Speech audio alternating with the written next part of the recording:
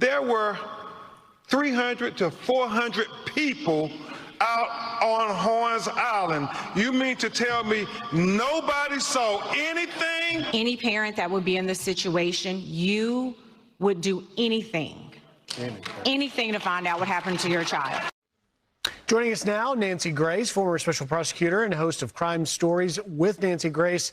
You know, Nancy, Attorney Ben Crump there has a point. You mean no one saw anything? Where do you see this investigation, where things stand? I've got a lot of problems with the investigation so far, but remember, we are seeing through a mirror darkly. We don't know all the evidence. There's been one state's autopsy, and that has not been released. The family sent the body of Nolan Wells for a second independent autopsy, and that autopsy says undetermined. This is what I do know, Griff. I know on the back of his head, the occipital bone back here, there is deep red subcutaneous tissue. It's not anywhere else. It is not pooling of the blood once he's died. The blood pools at the lowest point. It's not that, because it's only there. I'm curious, does that suggest a blow to the head? There are many accidental possibilities. When you look at the video out there, there are tons of boats. They're close together. Did he drink and drown in between one of those boats and nobody noticed? I don't know that. However, that deep reddening on the occipital bone is very disturbing to me. Also, you think, oh, he drowned, but we don't have the lungs. When the second autopsy got the body, the lungs and the throat were missing. Now, I understand, Griff, why they took the lungs to determine if he had drowned, but why was the neck missing? What about the interior of the throat sparked the initial medical examiner's concern? Was there some bruising on the neck? I don't know. So right now, it could go in so many different directions. But let me tell you this, the call that the friends made when they were returning without Nolan, they say he wanted to stay and be with a friend girl he just met. She, Katie, says, no, he left with his friends. I got a problem right there. That's a conflict in the testimony. But when you listen to the call the other friends made, they called SEATOW, S-E-A-T-O-W, and said, we're sinking. In this newly released sound, you can make out somebody saying, wake the F up. What does that mean? I'm not resting till I find out if that's real. Has it been doctored? And if it is real, who are they talking to? There's so many questions that you raise, Nancy, and as someone who's investigated these things, you know which questions to ask. I want to take you back, though, because that marking on the back of his head is not insignificant, as you rightfully point out, because also the size of it, right? It's like a 12 by 8. I mean, it's not a small clue in this. Expand on that a bit, if you will. Here's a question nobody official has answered yet, and once you hear it, I promise you, you won't be able to unhear it. Nolan Wells' autopsy was conducted back on July 7th, but the state's actual complete report, the one that determines everything else that happens next, was only just finished on July 31st. Officials confirmed that themselves directly to NBC News. And even now, with that report complete, done, sitting in a file somewhere, the throat and neck tissue that was retained during that original examination still hasn't been released to the independent pathologist the family brought in. So what exactly is anyone still waiting on? Tonight, we're not chasing one theory. We're not picking a side and running with it. What we're doing is laying out every real contradiction sitting inside this case right now. The ones officials haven't explained. The ones commentators keep talking past. The ones that don't just go away because a headline moved on to something else. A judge connected to this case has now seen a man arrested for threatening her family. A private towing company got turned into proof of a cover-up by people who don't seem to know what SEATOW actually is. An enhanced audio clip got treated as gospel before a real forensic expert found it didn't even match the original file. And one friend who was on that boat is now under so much public suspicion that his own attorney had to go on national television to answer for him. None of these threads resolve on their own. Tonight, we're putting them next to each other, one at a time, so you can see exactly where they connect and exactly where they still don't. Before we go any further, if you're new here and this case matters to you, hit that subscribe button right now and drop a like on this video. It genuinely helps us keep covering stories like this one. And while you're at it, tell us in the comments where you're watching from. We read every single one. Now let's get into it.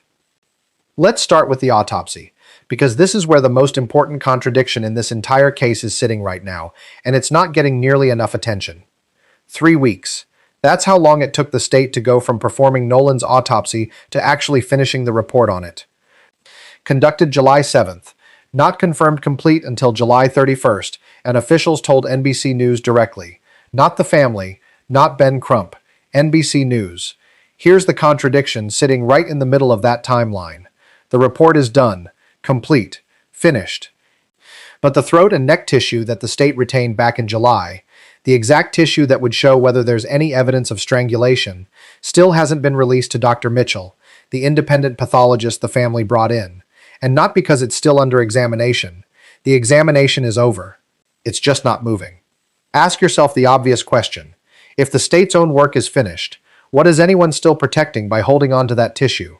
And there's a second contradiction stacked directly on top of the first one. That completed report is now headed to a grand jury. That's the body that decides whether any charges move forward at all.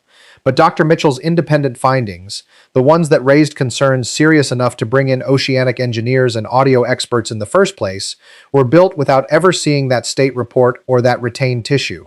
One version of events is about to walk into a sealed room. The other version, the one the family paid for, may never get inside it at all. Now, to be fair here, and we're going to be fair throughout this entire video, Mississippi's district attorney has publicly explained why this process stays sealed. Professional conduct rules, protecting witnesses, standard practice for any unnatural death in that county. That's a real and legitimate reason. It genuinely is. But here's what's also true.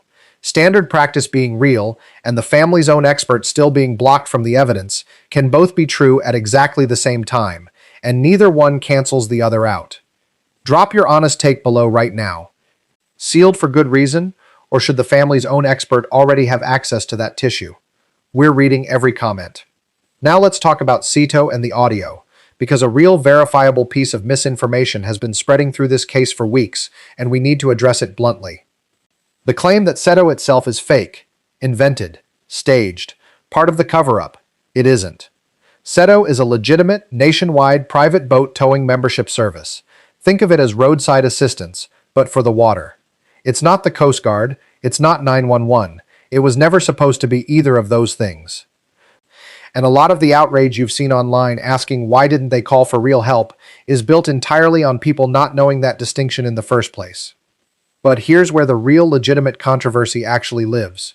Not in whether the company is real, but in whether the audio being circulated from that call is.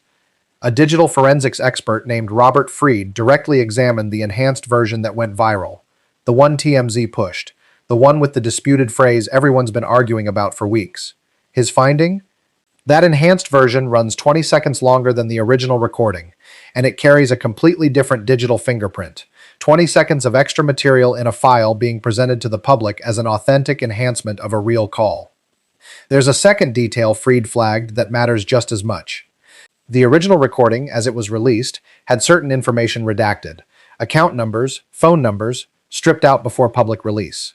That's a normal and reasonable privacy step, but it also means whatever metadata lived inside those redacted sections is now gone, which makes it that much harder for anyone to independently verify a chain of custody on any version that was built from it afterward. Brandon Tatum's position through all of this has stayed consistent, and it's worth stating plainly instead of letting it get buried in the noise. He maintains that the original authentic Cito recording, the real one released by the state, doesn't contain anything nefarious, and that the enhanced disputed versions are exactly that, disputed, unverified, and in Freed's own technical findings, demonstrably altered from the source file. That's not the same as saying nothing happened that day. It's saying that this specific piece of evidence, in its most viral form, doesn't hold up to the scrutiny it's been given. Does it change anything for you that the loudest version of this audio, the one that shaped the entire public conversation, doesn't even match the original file? Let us know down below. Now, one name keeps surfacing inside the disputed audio, inside amateur transcripts, inside comment sections that have already decided who's guilty. Bart Edmonston Jr. His name is audible on the actual undisputed recording. That much is real. What's disputed is everything people have built on top of that fact. Enhanced, unverified audio versions claim to catch a background conversation naming him in connection with something far more serious than helping with a boat. That claim got loud enough and fast enough that his family says he's been doxxed. His personal information spread online. Threats following close behind over what they're calling outright fabrications. It got loud enough that his attorney, Russell Latino, went on News Nation, sitting across from Chris Cuomo, specifically to answer for a client who hasn't been charged with anything. Here's what Latino actually said, and it's worth hearing in full rather than the clipped version that circulated. His client's role, according to Latino, was helping drain water off a boat that had reported being in distress. Nothing more. He says roughly 20 people were spread across the two boats that day, and every single one of them saw exactly what Bart did and didn't do. And then he made a claim that hasn't gotten nearly enough attention, that there are at least 2 credible witnesses who say they saw Nolan on Horn Island a full hour and a half after both boats had already left. Sit with that for a second, because if it holds up, it's one of the most significant claims in this entire case. Not because it automatically clears anyone, but because it would mean the timeline everyone has been arguing about might be wrong in its most basic shape. An hour and a half is a long time. It's long enough for almost anything to have happened on that island that had nothing to do with anyone who'd already left by boat. Now, we have to be honest about where this claim actually stands right now. It's an attorney's statement, made in defense of his own client, on a televised interview. That doesn't make it false. Attorneys cite real witnesses constantly, and doing so is a completely normal part of mounting a defense. But it also doesn't make it independently confirmed. Nobody outside Latino's own team has named these 2 witnesses publicly or had them speak for themselves on the record in their own words. To be fair to Bart specifically, since he's the one actually being named online without ever having been charged with anything, helping tow a distressed boat and being mentioned in an unverified audio clip are not evidence of wrongdoing. They're exactly the kind of thin circumstantial threads that turn into pylons long before anyone actually knows what happened. If those 2 witnesses are real, and Nolan really was seen an hour and a half after the boats left, does that change how you've been picturing this whole case? Tell us honestly in the comments. Now let's talk about the arrest, because this one moves fast and the contrast is worth sitting with. While Nolan's death investigation has stretched past 3 weeks with no charges against anyone, a completely different arrest connected to this case happened with remarkable speed.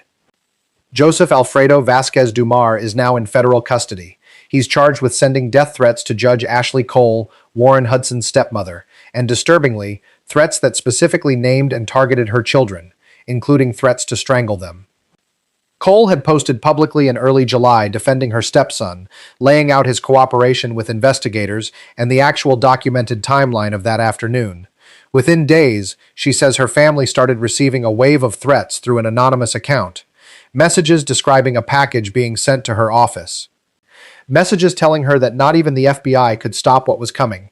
She later posted that she was stepping back from media entirely, and in a detail that adds real personal weight to how deeply this case runs, she and Christine actually graduated high school together from the same community years before any of this happened.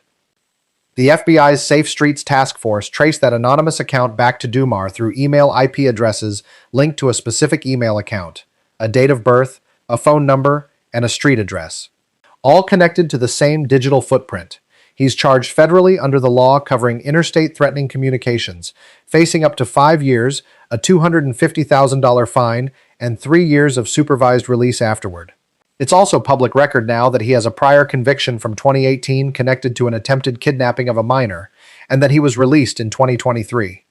Now, here's the question worth actually asking. Why hasn't Nolan's case moved this fast? That comparison is tempting, but it's not really fair once you look at what each investigation is actually built from. A threats case like this one runs almost entirely on digital evidence. An anonymous account tied to an email, tied to an IP address, tied to a real name, a real birth date, a real address. That's a chain federal investigators are extremely well equipped to follow, and it often resolves in days precisely because digital footprints don't decompose, don't drift with the tide, and don't depend on dozens of partygoers agreeing on what they saw through a crowd of hundreds. Nolan's death investigation is the opposite of that on almost every axis. A body recovered after days in open water, a scene with no fixed cameras, hundreds of potential witnesses scattered across a barrier island, with weeks now separating the event from anyone trying to reconstruct it. Those two kinds of cases were never going to move at the same speed, even under a completely competent, good faith investigation on both fronts. That explanation is real and it's fair. But it doesn't fully dissolve the discomfort sitting underneath this comparison. And we're not going to pretend it does. A man who threatened a judge's children got identified, charged, and jailed inside of days. An 18-year-old is still dead with no charges against anyone, 3.5 weeks later. Both of those facts can be true. Both of those facts can be explained. And it can still feel deeply wrong that one moved this much faster than the other. That feeling isn't irrational just because there's a logistical explanation attached to it. There's one more piece worth including here because it's a genuinely hopeful development in a case that hasn't had many. Warren Hudson's father, Judge Cole's husband, has personally put up a $50,000 reward for information leading to an arrest and conviction of whoever is responsible for Nolan's death. That's a member of the friend group's own family publicly and financially committing to Nolan getting real answers. Whatever else is contested in this case, that's not nothing.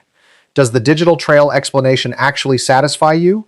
Or does the speed gap between these two cases still sit wrong no matter how it's explained? Say where you actually land. Now let's talk about the legal moves Christine and her team have made, because Nolan's mother didn't just hold a press conference. She went legal. And what she's actually filed is more interesting and more complicated than most coverage has made it sound. Christine's attorneys have filed subpoenas in Jackson County Chancery Court aimed at 5 separate platforms: Meta, Snapchat, TikTok, WhatsApp, and Life360. That same location tracking app Christine was using herself the night she was searching for her son, before anyone official had even organized a search. According to the filings, what's being requested is broad: current and past usernames, associated emails and phone numbers, display names, IP addresses tied to every account, and the full history of communications, posts, and stories. That's a real, serious legal step, not a request, a court-backed demand. But let's actually break down what each of these 5 subpoenas is realistically capable of producing, because they are not equally powerful, and treating them like one single tool misses almost everything interesting about this move. Snapchat is arguably the most important one on this list. And here's why. Content that disappears from a user's own screen doesn't necessarily disappear from Snapchat's servers. The app is built to make things vanish from view. That's the entire premise of the platform. But vanishing from view and vanishing from existence are two completely different things. If Nolan's account really did get stripped of everything from that day the way Christine has described, a subpoena to Snapchat is one of the only tools that could actually confirm whether that content still exists somewhere on their end, even after it disappeared from the phone itself. Meta, meaning Facebook and Instagram together, is a similar story, though slightly different in practice. Posts, messages, stories, and account activity logs generally live on Meta's servers in a way that's technically recoverable even after deletion on the user's end. The company has processes for exactly this kind of legal request, though how fast and how completely they comply varies case by case. TikTok functions similarly. Account activity, direct messages, and content history are generally retrievable from the platform side, assuming the account was active enough to generate a meaningful trail in the first place. WhatsApp is where this entire strategy hits a wall, and it's worth understanding exactly why. WhatsApp is end-to-end encrypted. That's not a policy choice the company can simply wave away for a sympathetic case. It's how the app is built at a technical level. Even with a valid subpoena, even with a judge's full backing, WhatsApp itself often cannot hand over message content because the company genuinely does not have access to it. The encryption exists specifically so that nobody but the sender and recipient can read a message. Not hackers, not advertisers, and not the company running the app either. If anything relevant to Nolan's final hours was ever discussed over WhatsApp specifically, a subpoena to the company is close to powerless to surface it. Life360 is the one that hits differently, and it's worth pausing on this one.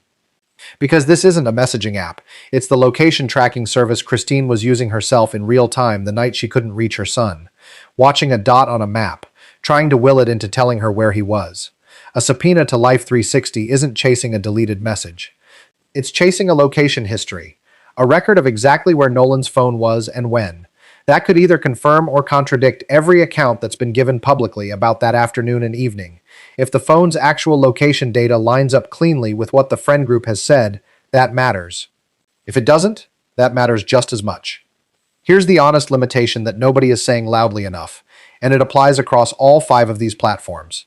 A subpoena is not the same thing as a forensic extraction of a phone. It goes to the company asking for what their servers already have. It's a records request, not a physical search of a device. That distinction is the difference between asking a bank for your account statements and someone actually opening your safe. There's also a real-world timing problem that almost never makes it into coverage of cases like this. Snapchat has stated publicly that it aims to respond to legal requests within 2 to 3 weeks. That's the company's own stated target, not a guarantee, and critics of the process have pointed to cases where responses have taken considerably longer. Meta doesn't have a similarly clean public benchmark. Response times there have been described as inconsistent, sometimes fast, sometimes dragging on for months in high-profile cases. If you're wondering why a legal step this significant might not produce headlines again for weeks, this is exactly why. Filing the subpoena is the fast part. Waiting on 5 different companies, each with their own internal legal review process, is the slow part. And it's the part that happens quietly, off camera, with no press conference attached to it. We want to be straight with you about something else, because we said we'd only tell you what's actually confirmed. There's a claim circulating that these platforms are actively refusing or blocking the family's subpoenas. We looked for reporting to back that up and couldn't find it. What's actually been reported is narrower, that several of these companies simply hadn't responded to press requests for comment yet. Which is not the same thing as resistance. If you've seen a specific source describing platforms actively fighting this in court, send it our way and we'll cover it properly sourced. We're not going to build a claim out of a headline we can't stand behind. There's one more thread tied to all of this worth naming honestly. Toxicology. It's still pending from the state side, and as we've already covered, any reading tied to alcohol has to be weighed against how decomposed Nolan's body already was by the time it was recovered. None of the subpoenaed platforms can answer that question. Toxicology lives entirely in the lab, not in a Snapchat server.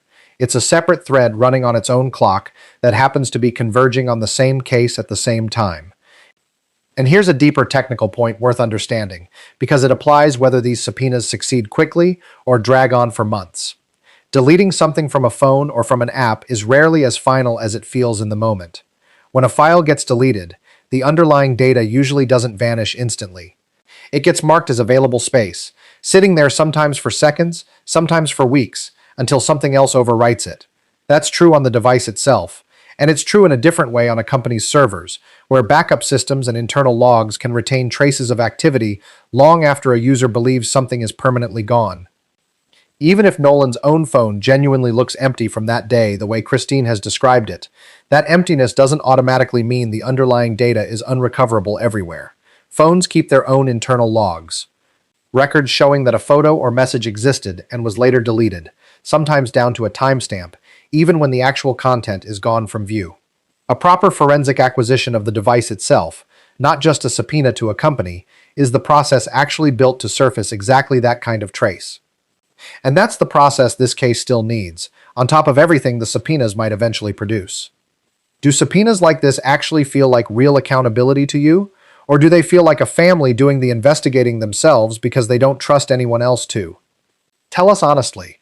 We've covered a lot of ground tonight, and it would be easy to let all of it blur together into one general feeling of suspicion or certainty.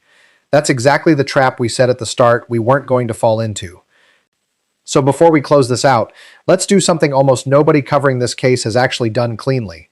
Let's sort every single thread we've walked through tonight into one of 4 honest categories: confirmed, claimed, disputed, still unknown. Because if you can't sort a piece of information into one of those 4 boxes, you don't actually know it yet. You're just repeating it. Let's start with what's actually confirmed. The facts that don't depend on which side of this case you already believe. Nolan went to Horn Island on July 4th with a large group on 3 boats. His friends left without him at around 4:30 that afternoon, after reporting a mechanical failure and taking on water. His phone did not go with him. It stayed on the boat and made it back to the mainland. He did not. His body was recovered 2 days later on July 6th along the island's shoreline. The state autopsy was conducted July 7th, but its complete findings weren't confirmed finished until July 31st, more than 3 weeks later. Nolan's neck and throat structures were retained by the state and were not present when the independent examiner, Dr. Mitchell, conducted his exam. That independent exam returned undetermined for both cause and manner of death. Joseph Dumar has been federally charged with threatening Judge Ashlee Cole and her children, tracked down through a documented digital trail. Christine's attorneys have filed real, court-recorded subpoenas against 5 platforms. All of that is confirmed. None of it is in serious dispute by anyone on any side of this conversation. Now, what's been claimed? Stated publicly by real people, but not independently verified beyond their own account. That Nolan chose to stay behind voluntarily to keep talking with a young woman he'd just met. That leaving phones on boats that day was completely ordinary behavior, not unique to Nolan. That 2 credible witnesses saw Nolan on the island a full hour and a half after both boats had already left, a claim that, if true, reshapes the entire timeline, and that currently rests entirely on one attorney's word in a friendly interview. That the friend group cooperated fully and immediately with investigators. Each of these is a real claim made by a real person willing to attach their name to it. None of them have been independently corroborated by a neutral third party on the record as of tonight. What's actually disputed, meaning 2 credible sources are saying opposite things and both can't be fully right. The enhanced audio itself, where a digital forensics expert found a 20-second discrepancy and a mismatched digital fingerprint against the original file, disputed by the very people who pushed it hardest online. The fully clothed detail from one of Crump's announcements, which other parties disputed hard, tracing the confusion back to one ambiguous response on cable news that its own source later said he should have corrected in the moment. Whether Tristan Shepard was genuinely Nolan's best friend, as he's described himself, or whether that framing is a stretch, as Christine has said directly and publicly. Whether the friend group's full immediate cooperation with police is the whole story, or whether, as Bart Edmonston's situation shows, public suspicion moved faster and louder than any actual evidence ever did. And now the hardest category, what's still genuinely, completely unknown, how Nolan actually entered the water. Whether he was conscious or unconscious when it happened. What's actually documented in the state's now completed autopsy report, since nobody outside that office, not the family, not Crump, not the public, has been allowed to read it yet. Whether the retained neck and throat tissue shows anything at all, since nobody independent has been given access to check. Whether the Tide Math Crump's team is investigating actually holds up, since those oceanic engineering findings haven't been released.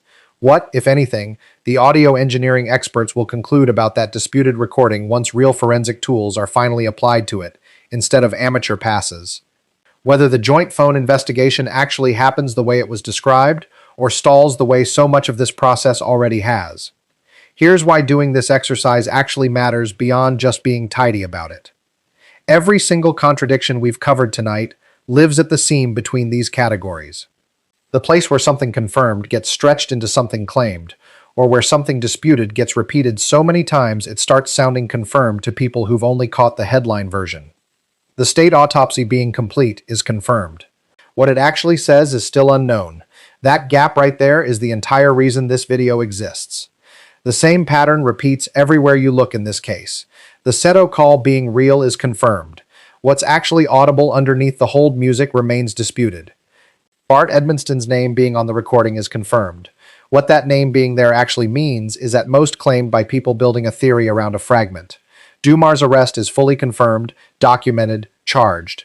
Whether it tells us anything at all about who's responsible for Nolan's death, it doesn't. And treating it like it does is exactly the kind of category error this whole video has been trying to name. We want you to actually do this yourself right now in the comments. Pick one claim from this entire case. Anything. Any detail you've seen argued about online. And tell us honestly which of these 4 boxes it actually belongs in, not which box you want it to be in, the one it's actually earned. There's a reason this matters more than it might seem like it should. Every one of those 4 categories gets treated identically online, all the time. Confirmed and claimed and disputed and unknown, all flattened into the same tone of absolute certainty, all argued about with the same intensity, regardless of how much or how little is actually behind any of it. That flattening is exactly how a case this serious ends up buried under noise instead of getting the careful attention it actually deserves. It's how a family looking for real answers ends up drowned out by people who are certain of things nobody has actually confirmed yet. Watch how fast something moves from still unknown to basically confirmed in the public conversation around this case. And you'll notice it almost never happens because new evidence actually arrived. It happens because enough people repeated the same version of events confidently in the same tone until repetition started doing the work that evidence was supposed to do. That pattern is consistent enough now that it's basically predictable. A detail surfaces, gets stated with total confidence by someone with a platform, spreads faster than any correction ever could, and by the time the correction actually arrives, it's already lost the race. That's not a flaw unique to this case. It's how nearly every high-profile unresolved death investigation online works now. Whether the underlying facts point towards something ordinary or something genuinely wrong, the volume and the confidence of a claim have stopped being reliable signals of how true it actually is. But underneath all of these contradictions, all of these categories, all of this noise, there are two people standing at a podium asking a question that hasn't been answered yet. Christine said it had been 27 days since they'd been able to talk to their son, to hug him, to tell him they loved him. She described Nolan the way parents describe a child they're afraid the world will forget, was a real person underneath a headline, someone who made people feel comfortable just being near him, who never excluded anyone, who'd become anyone's biggest cheerleader over a 5-minute conversation if you gave him the chance. She said plainly that she wasn't too proud to beg, that if anyone, friend or stranger, knew anything at all, she needed them to call. Elmore spoke after her. He talked about waking up every morning to a new version of the hardest challenge of his life. He said he and Christine had raised Nolan to love everyone, to be kind, because it was simply the right thing to do. And then he said something that cuts through almost everything else in this case. That no parent of any race should have to grieve while simultaneously being attacked, having their character questioned, having their jobs targeted just for asking what happened to their child. That detail is real, and it's ugly, and it deserves to be said plainly. Christine, a nurse practitioner with a clean professional record, has had her workplace flooded with fabricated negative reviews since she started asking questions publicly. Reviews attacking her character, not her actual work. That's not disagreement.